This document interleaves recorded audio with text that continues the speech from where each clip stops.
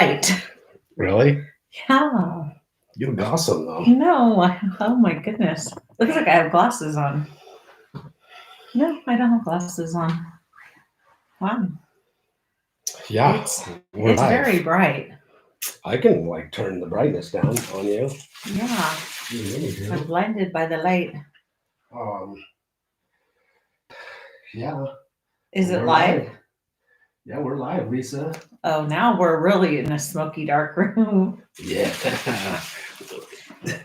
Is that a little too dark? That's a little too dark. Oh, come on now. It's like you gotta see if anybody's coming on.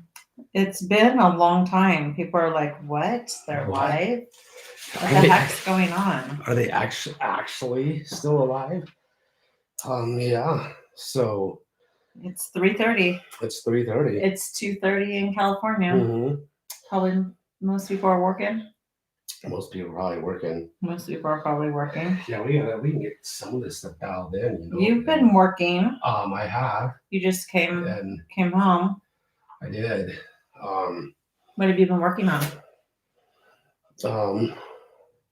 Your epoxy course? Oh yeah, I was working on my epoxy course. So Yeah. So we're here. We're gonna be answering questions live today. So if you got any questions you want us to,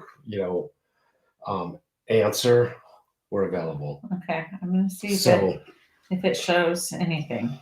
what are you looking It for? says it's waiting for Paint Live TV. Um, maybe we're not live.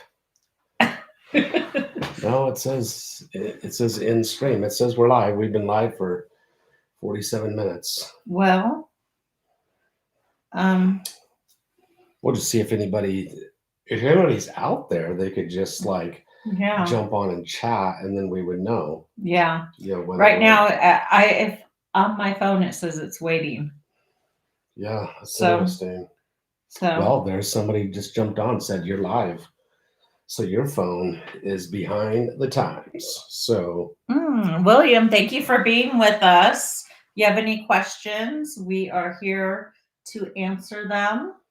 Hope you're having a good day and getting ready for the holidays. Yeah. This is usually a slow time of the year. People want to get their projects wrapped up and get the Christmas tree up. Yeah, so where's William? Where are you from, William? And do you got any questions? So we're going to be trying to answer questions. I think it's a little bit bright. I think you're a little bit too bright still. I think so. I think so. And as we're technical difficulties, for whatever reason, my phone says it's not. Whoa. Wow. Yeah. I turned my Wi-Fi off. That's better. Now you're not so bright. That's good. But I just don't know why it doesn't show us. I don't know why it doesn't show you either. So, yeah. Whoa. But we are live, so. Okay. But it still doesn't show us. Yeah, that's interesting. So, but I don't know whether that matters or not. Well, it does, William. If you can see the stream, you could see us and not just a picture of us. Yeah. So, Central Louisiana. Yeah. Can you see us? Yeah, he just chatted. He said. We've never been to Louisiana. No.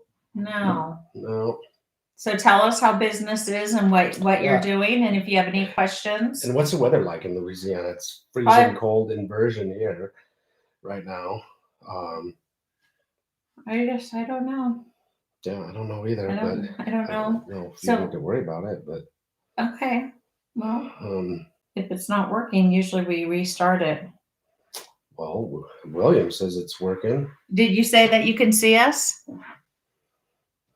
So, William, let us know if you can see us or if it's just a picture of us. We're trying to figure out if this is working. The word would be rusty. There's 20 people on. Okay. Well, you need to say hi and ask a question. Maybe your phone is rusty. Maybe you should just close that out. I just did. I did. But that's fine. I won't worry about it. I can't read that from here. So if there was any questions, I couldn't read them. That's why I need my phone.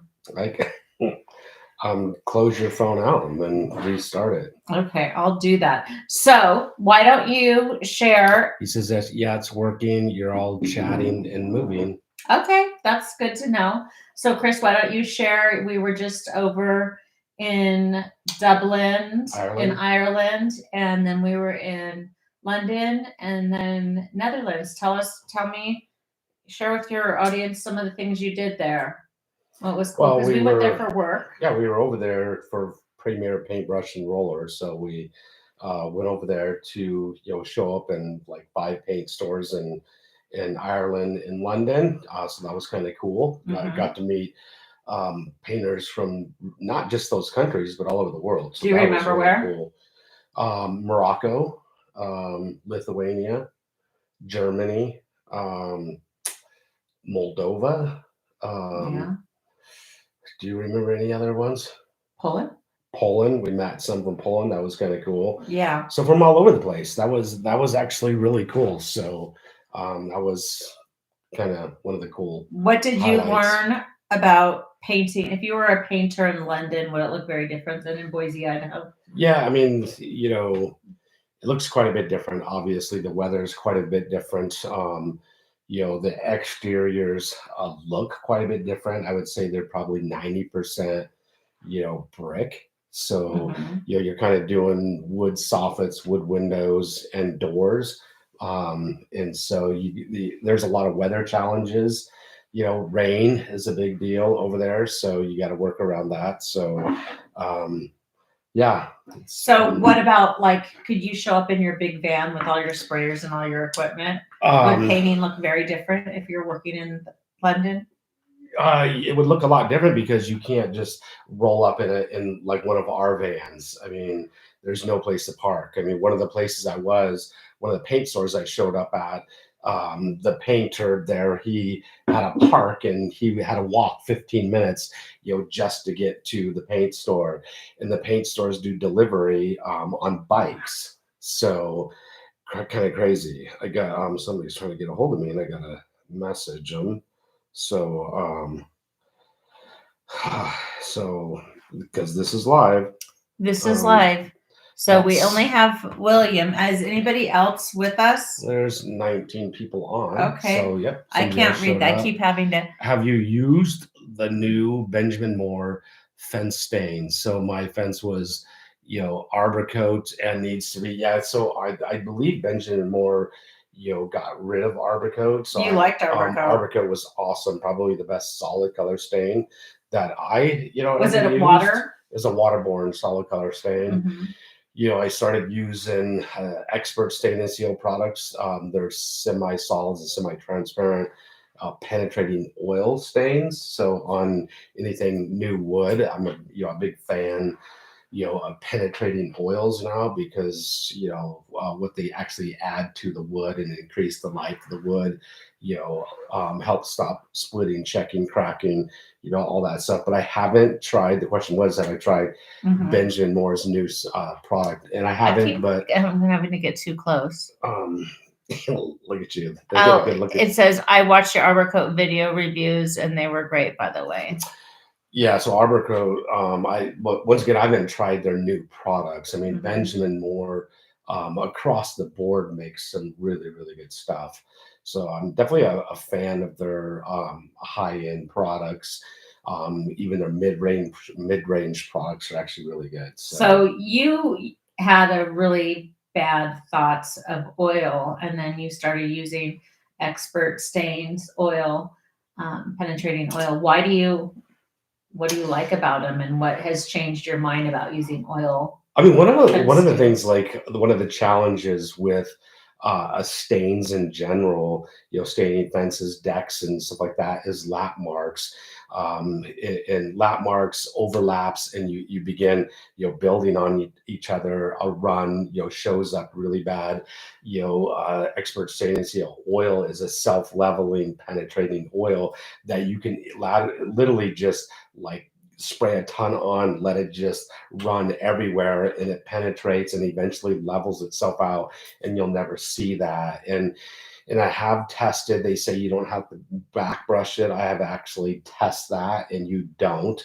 Being a penetrating self-leveling oil, it doesn't need to be back brushed. Mhm. And it's absolutely amazing. So the ease of, like, I think it's the ease of use of it. And you don't have to have as much manpower, applying it. Typically, water-based coatings that, we are so familiar with using them over the years, you have to spray, super saturate, and because they dry really fast, somebody has to be right behind you, back rolling really quickly.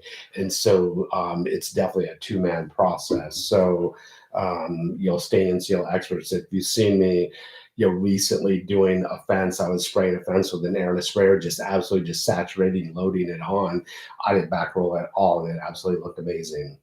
And so, but isn't that the difference, that it doesn't sit on the top, it absorbs all the way through? Yeah, what's kind of like, and I've actually tested this myself. Protect the wood. So you can spray, like, saturate the front of that picket, and you can take and cut that picket in half, and you can actually see it. It's penetrated all the way halfway through the picket.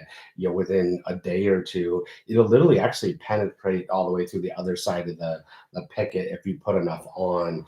And so it's a penetrating oil that never stops penetrating, and it's an oil. It's like a high end, like, I want to say, like, kind of like food grade oil that goes in. It adds something to the wood. It keeps the fibers, soft, pliable, keeps them from cracking, splitting, and checking. Because that's one of the things. Like, over time, the wood is dry now. You could just literally scratch it. The fibers will just fall off. You're actually adding something to the wood, and so you're increasing the life of your fence, increasing the life of your pergola or deck. And so, typically those are big investments. We've had, a couple fences, done, like $5,000, I think was the last fence we had installed. It's a lot of money. And typically the life of a fence up here is like 15 years. If you can increase that fence's life, 5 years, 10 years, that's saving you a lot of money. Mhm. So, So let us know if you do the new Benjamin Moore, what your thoughts are on it. But Chris has been trying Expert Stains products Yeah. and has really liked them. So if you're interested in their products, we sell them at our store, and they yeah. have a website. So 'Cause if you want to haven't do oil, I haven't done a solid color stain, in a little while, and so it's kind of why, if I end up doing one, I'd end up using their new product. And I actually just spoke today to the owner of Expert Stain and Steel. Asked them, "Hey, have you ever been involved with, solid color stains, and do you?" Because he has a really, large fencing, company that, coats fences, decks, pergolas, etc. And they do get requests for solid color stains. He doesn't have one. He said they're, looking into creating one, but they just use one of the vendors, nearby them, and use their products if they end up doing a solid color stain. So if I end up getting one of those here in the near future, I'll be using Benjamin Moore's new product, and then I'll do a review and let you know. Because my review of that product is kind of doesn't even matter anymore, because they don't make it anymore. Mhm. So It's a new product. yeah. So if you're a painter in London, you like bike riding. That might be the way that you get to work.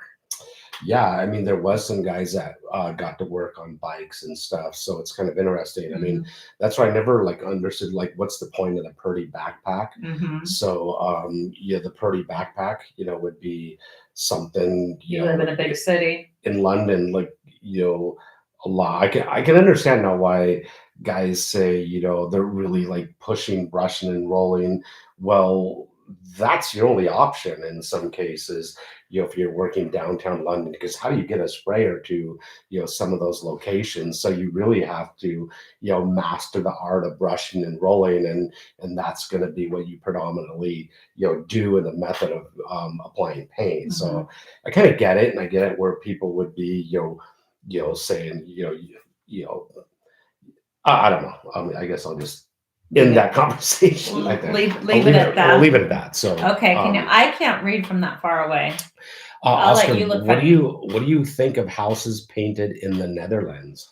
So Oh, so well, we went to the Netherlands. Netherlands is beautiful. Oh my gosh! So we It went is to beautiful. Amsterdam. The architecture absolutely is incredible. Yeah, Um, I would like to do more of the museums where they talked about the dikes. Is that what uh, they're called? That so that they're not flooded.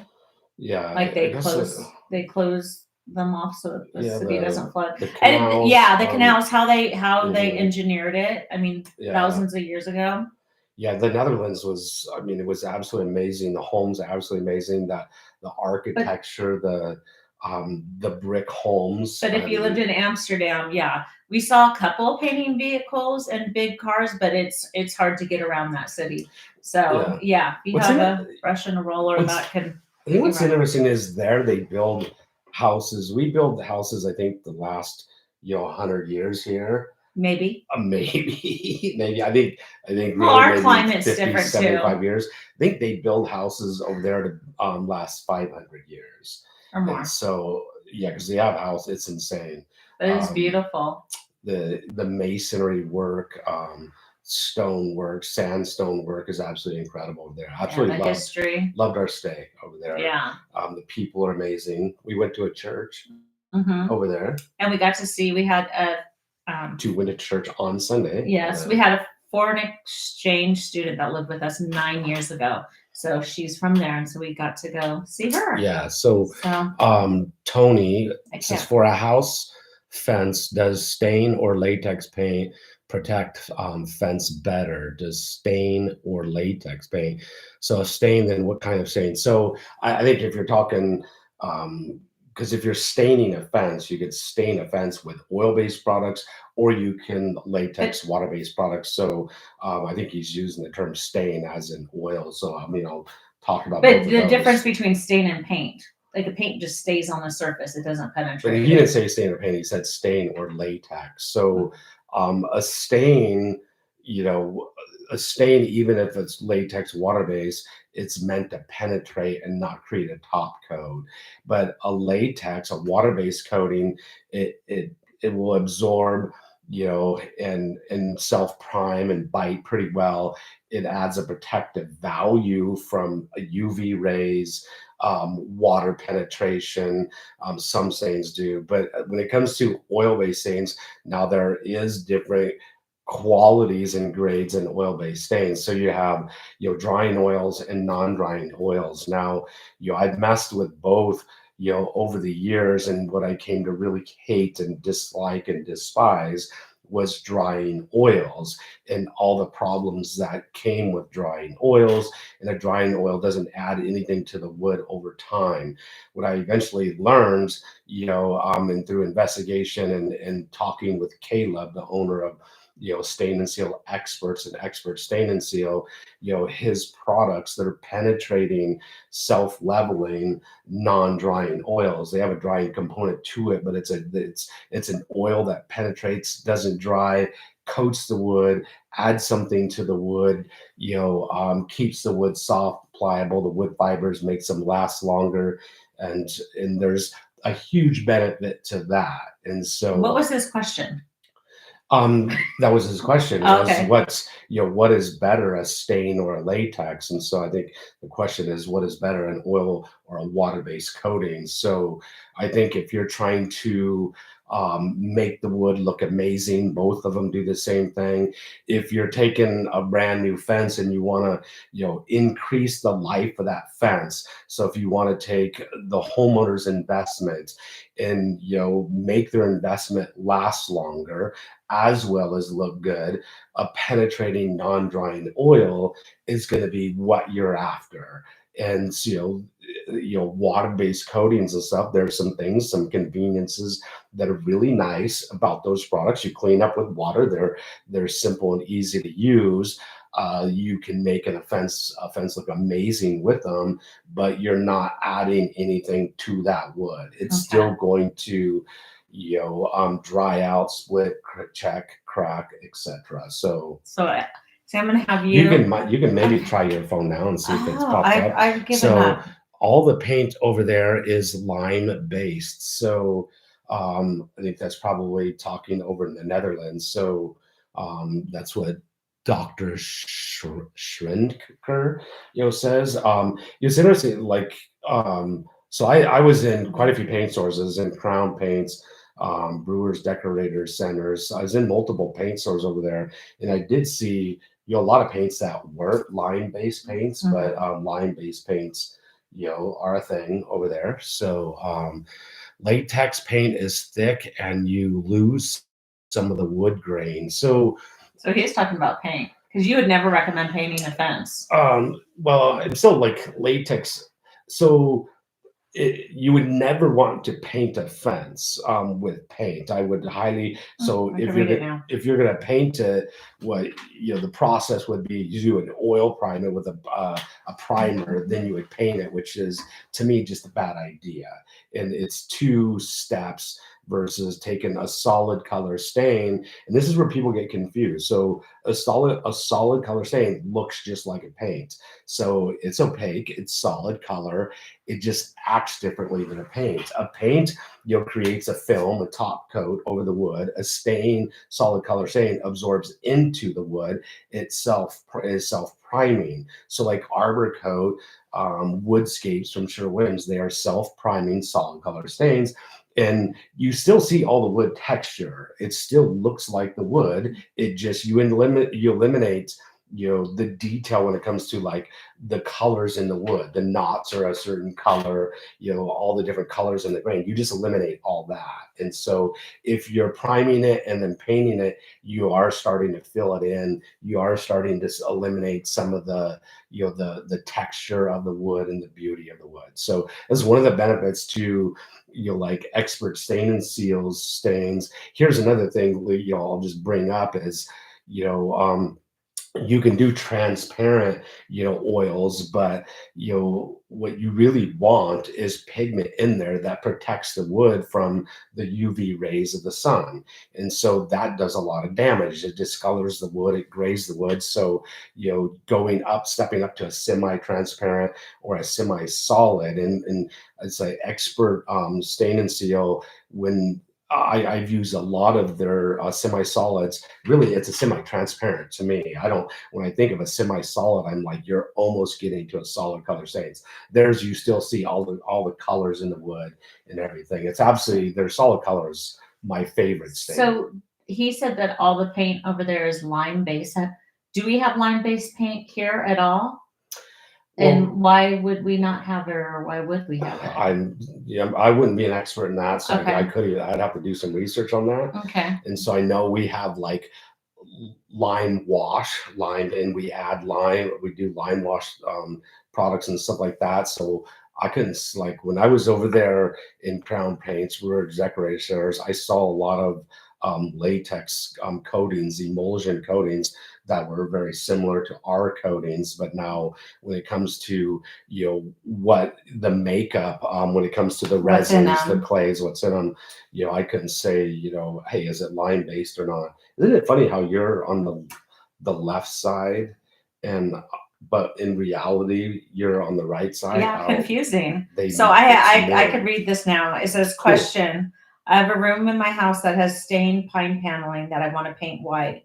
I've been sanding stained wood trim throughout the house. Are there any other ways without sanding? No, unfortunately not. So I used to hate and despise sanding myself until I was introduced to Unita's Exand sanders and their vacuum, and now it makes sanding so simple. It actually makes it fun. It makes it easy. It makes it dustless. And if you get yourself an Exand 3x4 sander with an Unita vacuum, it's no longer going to be that painstaking process, that dusty process that you just hate and despise. Do you have to sand all the stain off to paint it? You don't have to sand all the stain off. Okay. But you do have to open the pores. If you're going to paint it, you got to just sand, to create a profile, because more likely it's lacquered. Now, if it was just wood and it's never been lacquered, never can clear coated or anything, then you can just throw a primer on it and then sand. At some point in time, you're going to have to sand, but more likely it's got a lacquer or varnish or something like that. You have to sand, create a profile, and then you could begin, priming and painting. Now you can not sand initially and use like a bonding primer and put a bonding primer on there and then sand and top coat. But you really need to create a profile even for your primer to actually bite to if you want to have any success. If you don't want to have your paint peeling off the trim, chipping off, peeling off. I mean, but once again, the sanding will not be like this, terrible thing if you have the right equipment. And so I know like those sanders are not cheap, once again, but it'll last you for almost your lifetime, depending on how often you use it. It makes cabinet sanding fun, makes painting your trim fun, makes sanding furniture fun, easy. You put 1/2-inch foam abrasives on it, and away you go. So Oscar, thank you for being with us. Robert, thanks for that question. He says, maybe a weird question, but did you have any injuries over the years that are busy as a painter? So have you ever get injured on the job site? What's amazing is, I one time I stepped on a nail. I was thinking of that. A roofing nail. I had to go to the hospital to get a tetanus shot. But I've actually fallen off a lot of ladders in my career, and I cannot believe that I never broke anything. Never had to go to the hospital. Had a sore back, sore neck. I've fallen off pretty high. You've been very fortunate. I've been very fortunate, and what's crazy is my crew has been very fortunate too, because I think every single guy that's ever worked for me has actually fallen off a ladder at least once, and nobody's ever broke anything. But I have friends.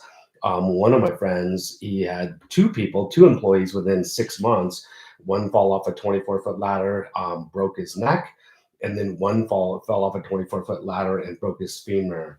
And one of them, the one that broke his neck, was working back for him. 6 months later, the other guy to this day is on a workers' comp. So, but you've been fortunate. Well, I've been fortunate, and so that was the question. You got to make sure if you're running a company, you have workers' comp insurance, and safety practices. It's safety, and that I think 2 points of contact or 3 points of contact or some type. Probably every single time that I've fallen off a ladder or my guys have fallen off a ladder is because we were doing something that we shouldn't be doing.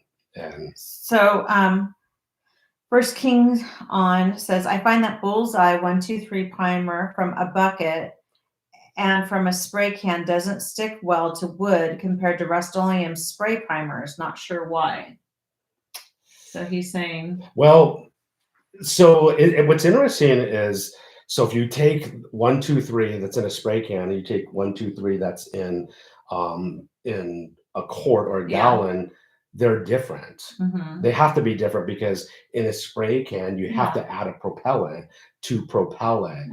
And so I would say that possibly that propellant is having the product and helping the product stick better, because propellants are nasty chemicals. And so that's a possibility. That's the only explanation that I can believe, because outside of that, but I would think the brush or rolling on, maybe the cure time, you'd be putting it on, like it would be going on thicker brushing and rolling on. What's interesting versus spraying, I would think logic would tell me that brushing and rolling would make it stick better, because you're actually pushing it into the surface and like getting it down into peaks and valleys, and if you sanded it, getting it down into the profile, versus when you spray something, it kind of just lays out the paint over the top of all the profiles, the peaks and valleys, and doesn't push it down in there. So typically that's most of the time why you back brush or back roll something, is to enhance penetration and adhesion. So Interesting. Yeah. So Dr. Shrinker is getting back on lime. Lime base is historical. Before latex was invented, Europe used lime-based plaster and painted it. If you paint a latex oil or acrylic over lime plaster or lime paint, it will flake off. So you don't want that. That's And he said a interesting. lot of buildings, it's a historical paint. A lot of buildings in DC are painted and mortared in lime plaster and paint, like the monuments at Capitol Hill. Very interesting. Well, I guess we're a not as old in Idaho, so we don't have very old buildings. I mean, historical in Idaho is going to be 80 years, something like that.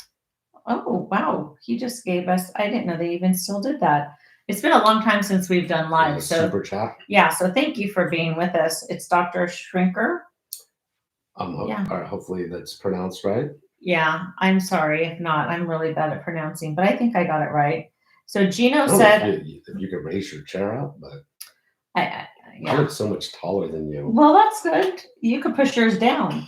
I know where yours Can is. you raise yours up? No, well, I don't. There we go. Okay. Gino said I gave away my 28-foot ladder because I won't do high stuff anymore. Yeah, I. You know, it's interesting because I knew a guy, that owned a painting company, and he painted solo, and he didn't even own a 24-foot ladder himself, and so he wouldn't do any houses where he had and I don't think it was more a safety thing. It was he just worked out of a small vehicle where he couldn't have ladders, where we actually carried 32-foot ladders, and luckily I never fallen off a 32-footer because that would be really bad. Oh, Gino, I'll just read the question and I'll answer it. Is Journeyman John dead? No, he's not. I haven't seen him for a while. So Journeyman John took over. We sold our painting business 5.5 years ago. And so he's running the painting business and he's doing really well and he's busy with the crew. And Chris has been spending his time on learning about these different products that he's talking to you about, learning new techniques, learning what new tools are out there, and our online courses. So we've been busy doing that. And John's been busy running his company. So he's doing great. Yeah, I ran into him at Home Depot not that long ago, and John's doing awesome. I'm glad to know his family. Asked him his family's doing well. We got another super chat from who? First Kingston. Thanks for the great advice. Awesome live. Thank you. So what, like we used to do our live shows, how often? We did once a week. Once a week. We are we think it's really important and it adds a lot of value, to well, I think for us just even connecting because we were just over in Europe and we were meeting a lot of painters one-on-one. And I think, Chris is always doing projects and he's really busy, but I think this is like connecting with people more than just putting out a video. And so, we love traveling because we like to meet people face to face. But I think, just doing this is we're going to start doing live shows, once a week again. And I don't think we can like have them scheduled at the same time every time. I think that might be a little bit much. But we could ask if you have a preference of when a good live would be for you to watch. Let us know in the chat, and we will definitely take that into consideration because this is, we want to connect with you and hear about what you're doing and to share what we're doing. Yep. So Dr. Shrinker said, I have painted for 3 decades. So that's that's a long time. Though I thought I knew it all, but after watching your channel, I learned about sponges and caulk and gaff tape holders and tadpoles and inspection lights. Thanks for all you do. That's cool. Well, and I think because of what Chris has done, we've been able to learn about all those products too, and it's helped you as a painter. Because I think like what's interesting is, I've painted probably, for somewhere around that same amount of time. And I think, what happens is, you tend to see people have a tendency to think, well, you just know everything, and in our industry, you never stop learning. And I think that's what, like when I was just over, in Europe, I learned so much over there, from painters, over there, that I would have never learned over here. And even the our new epoxy course, that I Oh just did. I've yeah, been that doing is. epoxy floors for, over 20 years. And the Rust-Oleum rep came to my job site, to talk to me about, some of their products and stuff. And I learned, so much about epoxy floors. I Yeah. feel like, I have so much more knowledge, and I feel like I could actually give my customers a better product now, than I, did in the Well, past. we're So like all there's new products. Like what is like the top stuff called? I mean, there's all these different well, there's polyureas, there's color polyaspartics, Spartas. there's asparta, Okay, I just now know there's a lot of different. aspartic. Okay, Um, so I don't know. before, like, yeah, nowadays there's so many. I think that's what it was. It was just so overwhelming to me.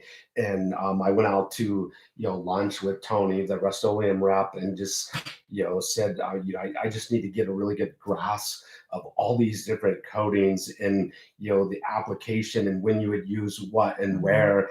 And he really broke it down for me, and now I have a really good understanding of it. And I think I could give my, customers a lot better product, and I can, and actually do the epoxy floors a lot faster than I used to. Well, and I think like the course you made it's definitely to who? Like it's to a painting contractor that wants to add this service, but they don't want to buy a grinder and all the big equipment. I mean, could you I kind think of. I think it's and so I just posted a video today. If you, I mean, obviously you guys are watching me on YouTube here. Jump on my Instagram, jump on TikTok, look on, YouTube Shorts. I posted the same video. It's a vertical video, and it's me priming, an epoxy floor. And this is one of the things I learned, from Tony from Rust-Oleum. And I'll say, first off, like Tony told me, Rust-Oleum is historically a primer based company. They manufacture some of the best primers for everything in the world. Can you tell the And story of where they came from? About the ship? There was rust on a ship. That's how it first came about. And then they had the well blubber and the oil on it. I mean, I Made remember it not some of it. rust. That sounds like you remember more of the details of that than I do, but But it was a pretty cool story. And that's how they yeah. started making. So look Their it up, and primers. you can see. So Yeah. Rust-Oleum is makes absolutely incredible primers. So, historically, I always acid etched my floors. And, it's obviously a controversial subject, because every time I post something on it, the videos just go viral. People go crazy, and the reason why they go viral, it's all these people getting on there and saying you need to grind your floors.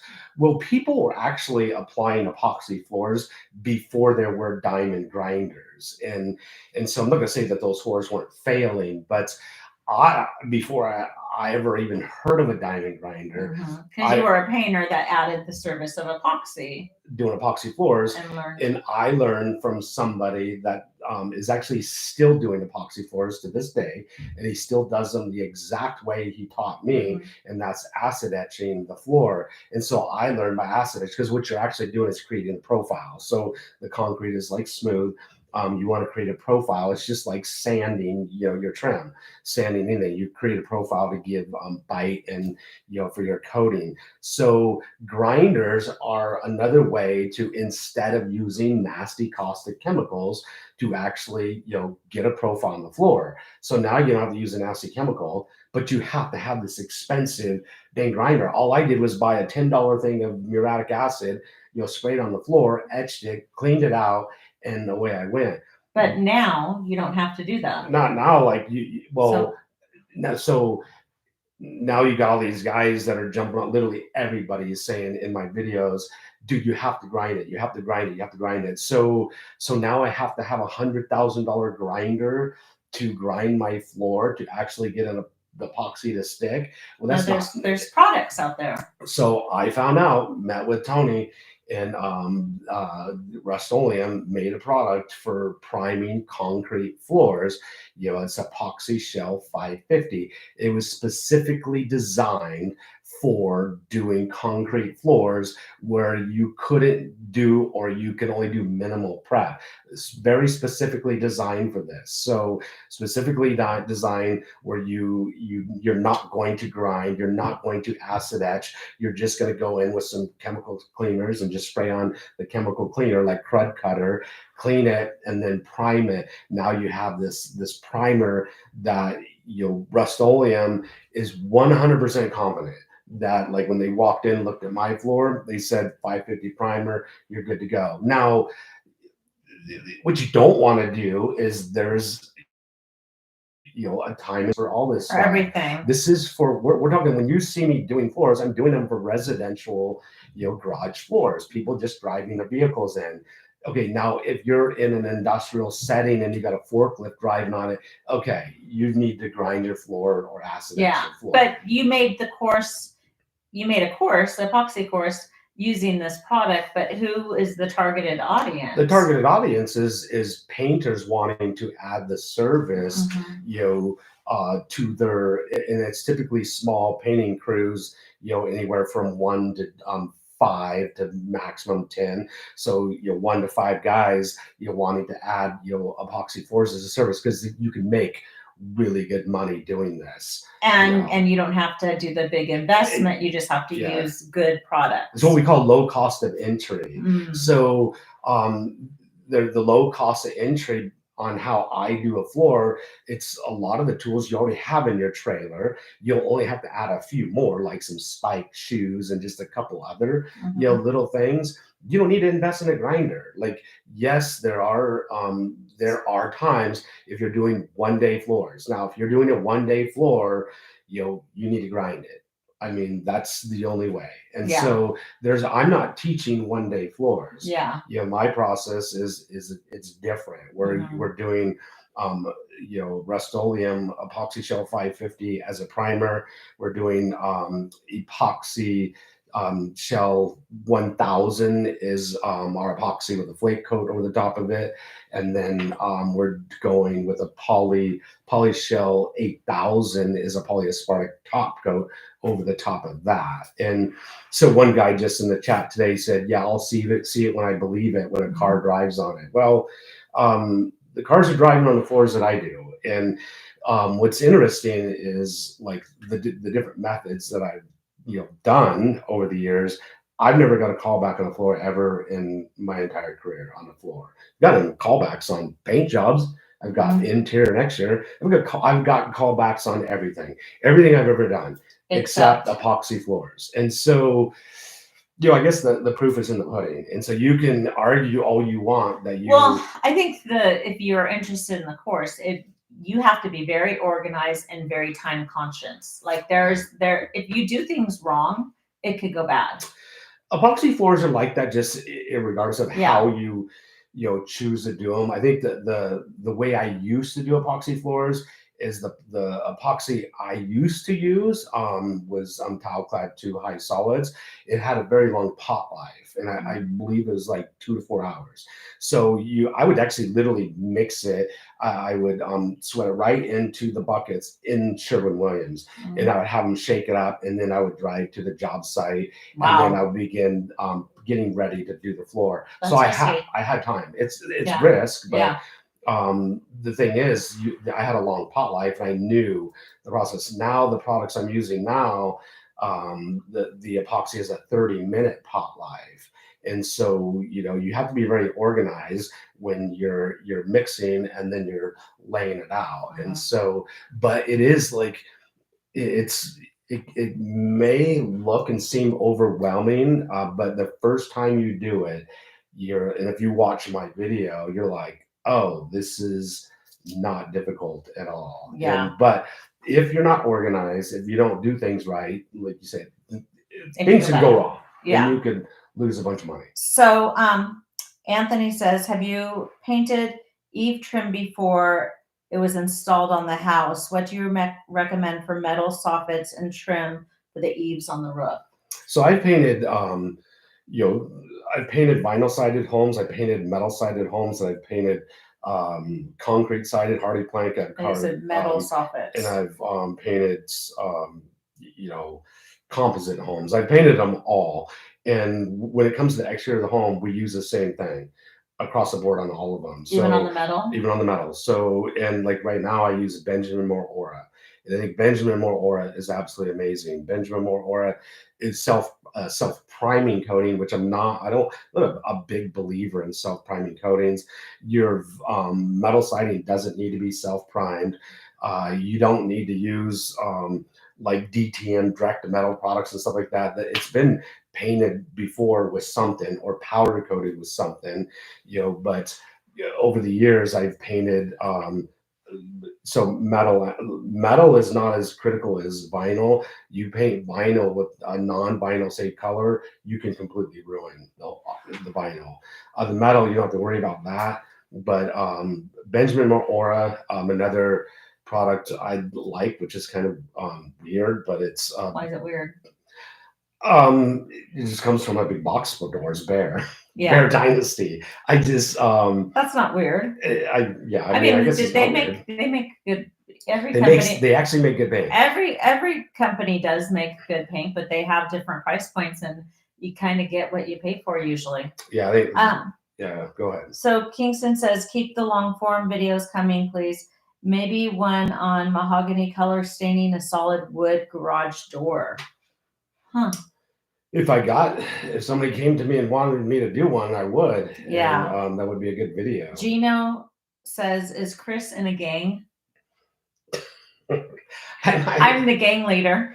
Yeah. I haven't been in a gang. No. But I would be the leader, don't you think? I've never been arrested. I have okay. dreams that I've been arrested. Oh, that's not good. But I would be the leader. And you'd have all your little grandchildren following behind you. I mean, maybe it looks like because the tattoos that I have. But they're all your family. Yeah, none of them are gang related. I mean, I get some comments every now and then. People, I don't know. I just like. He asked. I'm not in a gang. So Dr. Stranger, maybe someday. Sure. What gang would I join if I? I would be the leader, and then all our grandkids, like they like gang. Yeah, they'd be like, Papa. What would we do? Would we like go out, get rowdy downtown? No.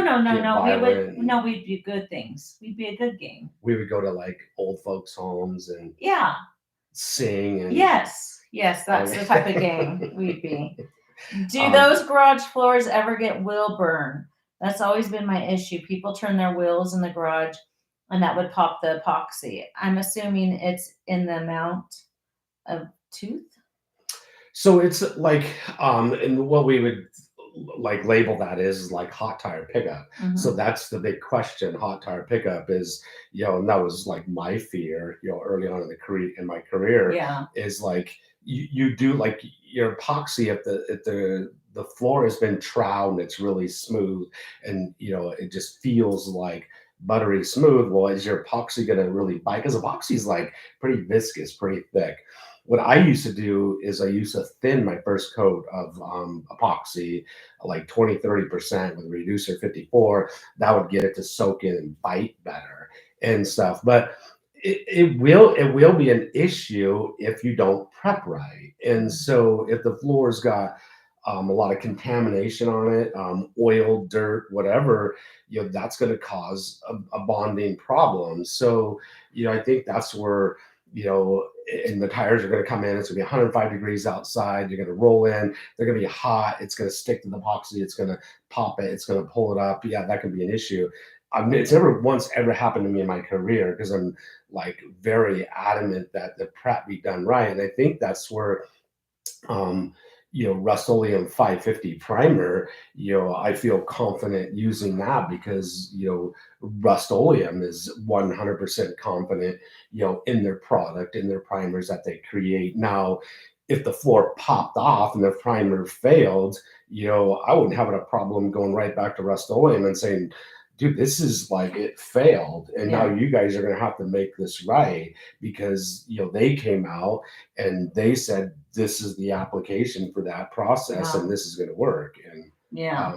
but I haven't had anything fail, and so I'm not concerned about it, because I like, when the floor I did in my course, I went in there, and it's an older floor. There was a lot of oil. I had a little bit of concern, with that, and you'll see me actually clean it if you actually purchase the course. I use two products from Crud Cutter, a spot primer, a foaming primer, and then another product that I poured on and used a pressure washer to pressure wash it and clean it really good. I cleaned it, pressure washed it really good. But you can't And- tell them everything because they got to get the course. Where's it available? PaintLifeSupply.com. Yeah. So that's, if you didn't know, that's our store.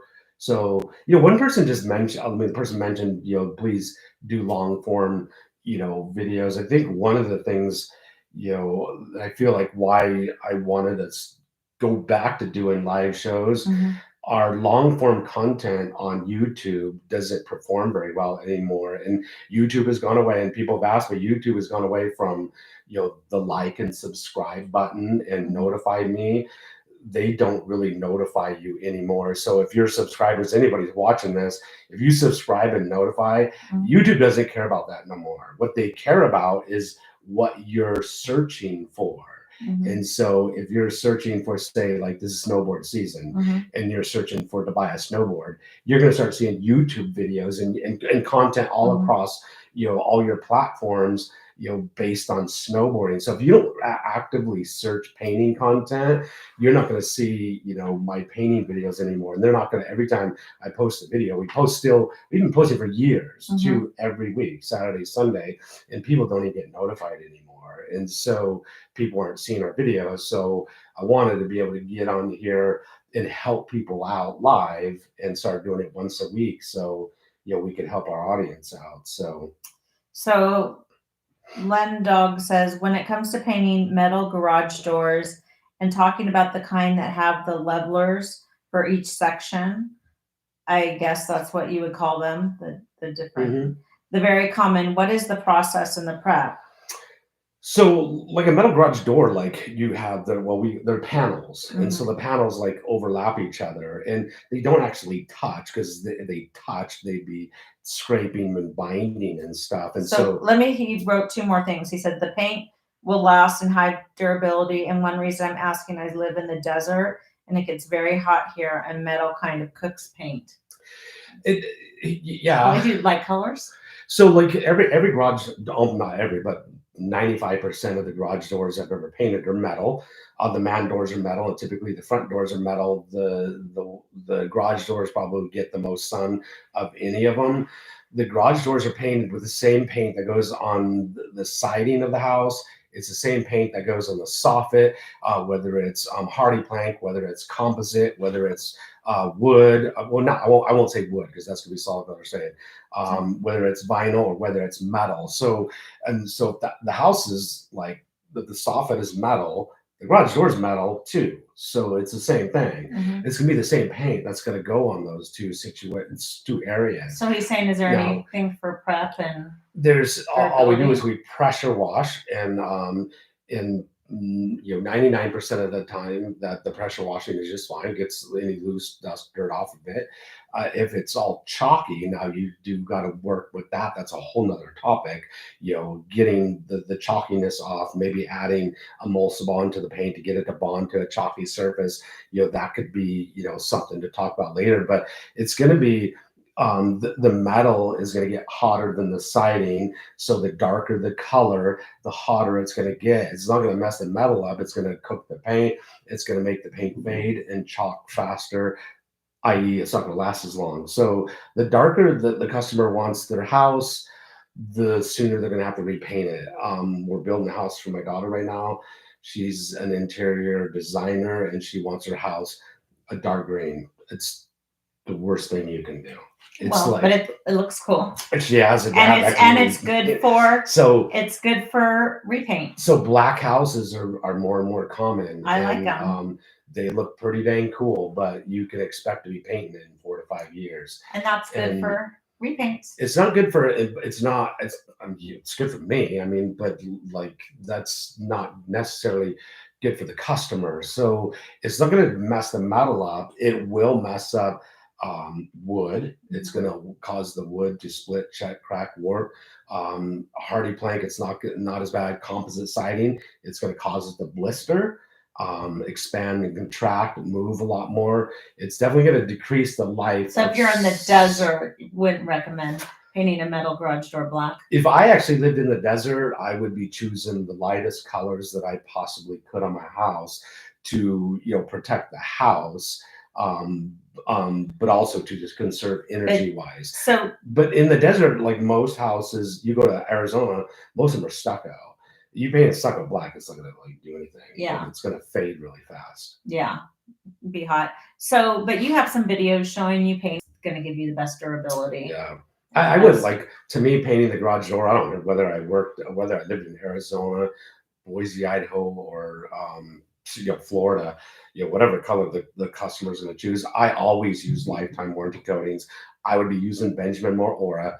If they wanted their garage door black or they wanted it white, it's going to be the same thing. It's going to be Benjamin Moore Aura. I mean, if I was using Sherwin-Williams, I'd be using Duration. And I really like Bear, Duration. you'd be using Dynasty. Yeah, so you want to, when you go to the paint store, you want a lifetime warranty coatings because it's going to have more things in it to last longer. I would highly suggest, like in my repaint business, on an exterior, I never used anything but exterior lifetime warranty coatings. I don't care what it is. It's like we paid the extra money, and I would not use anything less. You get what you pay for, period. So we're getting close to running into our hour. So yeah, so I guess he's asking for the high durability of a garage door. And then he's like, I think after 30 years is chalky kind of texture and wipe it with your finger. So that's 30 years. Yeah. No paint lasts 30 years. Well, and he said it's chalky, so that's where you'd want to add emulsibond to your paint. You don't have so that's a like we're almost running out of time. But I'll talk briefly touch on it. If you're using Benjamin Moore Aura, Benjamin Moore Aura has products in it that make it bond to chalky surfaces where you don't necessarily need emulsive bond. It's like you want insurance. I've never, when it comes to the chalky surface, I pressure wash with a rotating nozzle. I get butchered, by a lot of people on that, but there's a reason. It agitates and cleans a lot better. So you're going to clean it to where most of the chalkiness is coming off. You can wipe your hand on it. If your hand is not completely covered with chalkiness, then if it is, you need to keep cleaning. But we never scrub anything. It's completely impractical to scrub the entire building. We use a rotating nozzle, take our time, clean it till most of everything is, you'll see this milkiness, flushing off the building onto the ground. Where you wipe it, you just got a little bit of residue, you're good to go. If you lack confidence, Benjamin Aura with emulsibond, it is not coming off. It's going to stick. Getting back to the 30 years, I don't care what paint you're using. I mean, well, I wouldn't say, all your exterior paints, lifetime warranty coatings, there is no coating that lasts a lifetime. And in our market, a lifetime warranty coating, you can expect anywhere from 9 to 13 years out of it. You are not getting 30 years, man. Well, every single coating is there's definite some confusion here because he's like, what's the original garage door painted with from the manufacturer? And so it's probably powder coated. Yeah. And so typically like the manufacturers, on garage doors, like your gutters, they're powder coated metal. And they're not gonna last a lifetime either. None of them are. And in 30 years, that thing will be like your metal siding in your home. From the manufacturer, it comes powder coated. You're gonna get in your climate, if you're talking Arizona in the heat, it's gonna need to be repainted in 10 to 13 years. But he's saying, do you have to top coat with a clear coat or something? No. You just paint. Absolutely Just not. a You good. just paint. Make sure and use a good paint. So You that's do not want to top coat a paint. Like, you top coat certain things like, stains and stuff like that. You don't, I wouldn't want to be putting, use a good high end paint, Benjamin Moore Aura, duration. or Dynasty. Dynasty. I'd pick one of those three, top coat it, and just expect that, if it's getting blazing hot, expect, and depending on the 15 color, years. 10 to 15 years. I mean, Yeah. 15 years is the max. Yeah. I mean, you're going to need to be repainting in 15 years. And if you don't, it's just going to get like all chalky again, and it's just going to take more prep to actually paint it. So Jake Starling said the salmon run just finished up. Winter still had about to start. I can't wait. So swear I want to he wants to be fishing. So yeah, I went fishing twice, this summer. It's like I was just so busy, man. And I wanted to work it out to go fishing with Jake. I mean, that he's the salmon king, man. So he said, on a more important note, you've been so helpful. I always watch your videos and have for many years. So thank you for hopping on. Like I said, if there's a certain day or time of day that works, we definitely want to connect more. And so let us know and have a great evening. Yeah. So we're out of here, and thank you for everybody that jumped on. Thank you for everybody, that had questions. We really appreciate it. That's why we're here, is to answer your questions. I mean, if we're not going to get questions, we won't show up. I guess we could just show up and just talk, but we can. We're going to end the stream. Thank you very much. Out.